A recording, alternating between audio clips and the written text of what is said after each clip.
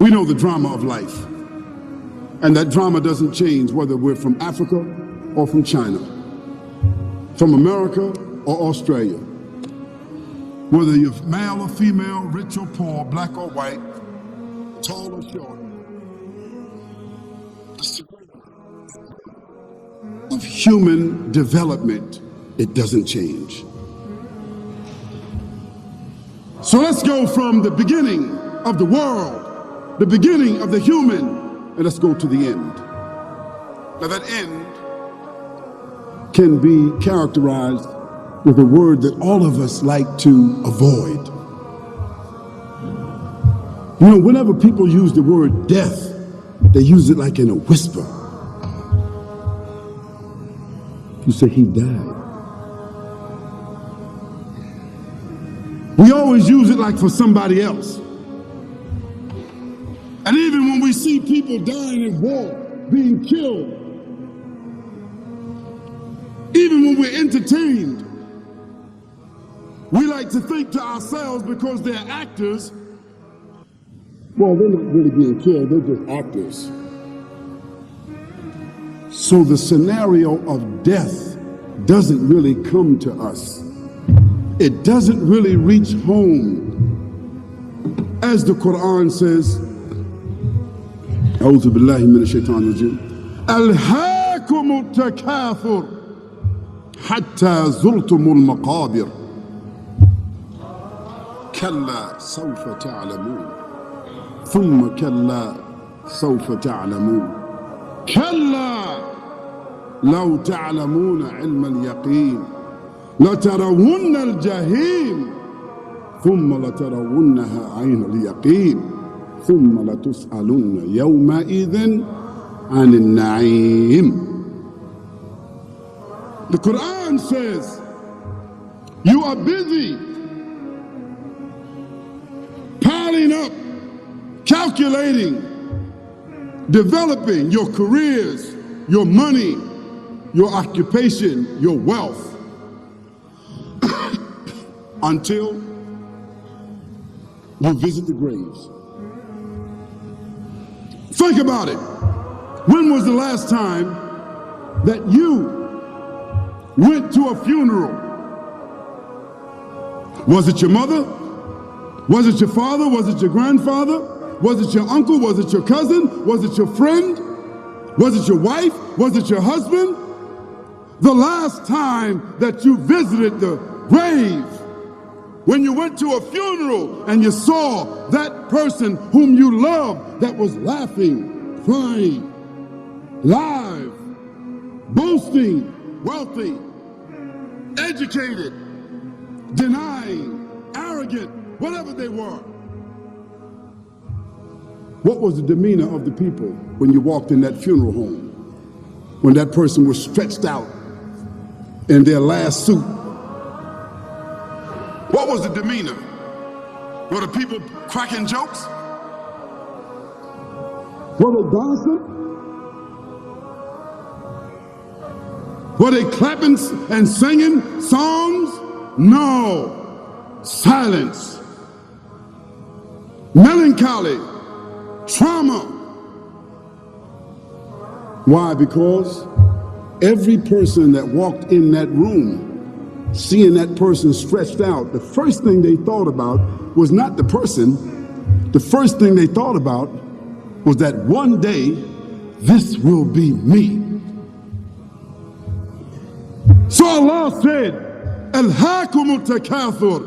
All of us, all of you are engaged in running your mouths, doing your business, multiplying, buying houses, cars, business, whatever you're doing. And when you're told about God, religion, life, morality, you're saying, look, I ain't got no time for that. I ain't got no time for that.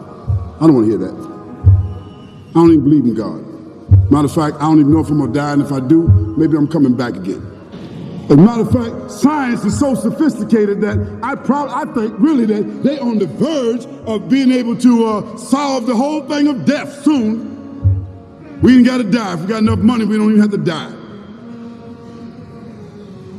See how arrogant people can be until They visit the funeral house.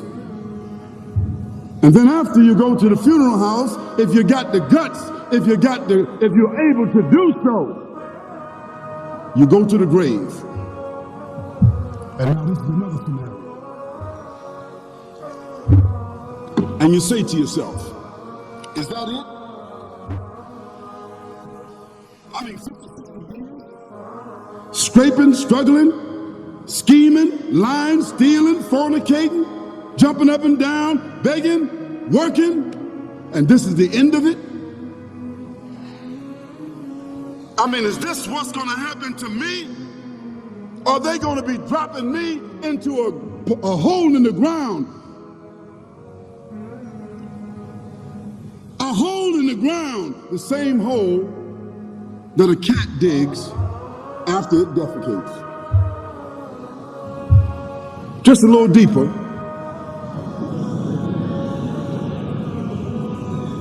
But for the same reason. The cat digs a hole because the cat has dignity. Something that human beings don't seem to have. Instinctively, the cat digs a little hole, covers it up. Humans have got to be taught to do it. But it's for the same reason. So you and I, we're going into a hole a little deeper than the one the cat dug. And all the people that's crying, pulling out their hair, screaming, almost acting like they're falling in the thing with you. They want to just jump in there with you. Not really though, you know, it's all an act. Because ain't nobody really gonna jump in there and stay in there. They don't love you that much.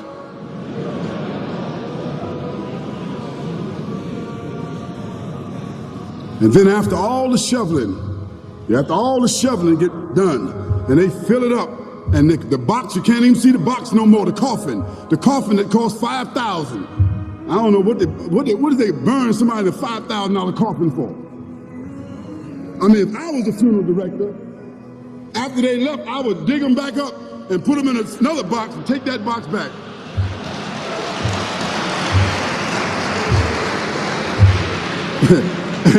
and honestly, I'm telling you, that's what they do. Yeah. So after all the money and all the drama, and they dig that hole and put you in there and cover you up, and everybody goes back to the place, go back to mama's house or daddy's house or whoever's house, and we cook some chicken or whatever it is, and we do a little dancing and drink some scotch and forget all about that person, and then we want the lawyer to come now and talk about, divvying up the spoils. So if that woman who died had a husband, somebody else is gonna marry him, you know that. And that man who died, that woman, in about 6 months or a year of grieving or whatever it is, she gonna come to understand that she needs somebody else to be with, so she gonna marry somebody. So that means if his suits are still in the closet and he can fit them, who gonna wear them? So it really means that after all this time, and the people walk away from that grave, it's over. What about that person in the grave? What's happening? Because you know and I know that death is almost like sleeping. Death is like sleeping. Your body is gone. Your body is dead. Your spirit is gone, but your consciousness is there. Yes, brothers and sisters, you and I are going to know when the people put us in that box and put us in the grave. We are going to know. Your spirit is gone. You can't shout. You can't call out. You can't say, don't leave me here. But you're going to be hearing and you're going to be seeing, because that's a different kind of consciousness. But you can't move. And in that grave, this is when the real trauma is going to begin. Because there's a reason for humans to go inside the grave. If the Creator wanted to, He could have caused us to live and then disappear into the atmosphere. But He didn't. He calls us to go into another womb called the tomb. You started out in the womb of your mother, and you wind up in the womb of the earth called the tomb. From the womb to the tomb. It's the whole trip. And this is what you have to think about. That grave is going to be a place of drama and trauma. A place where you're going to be questioned before you're resurrected.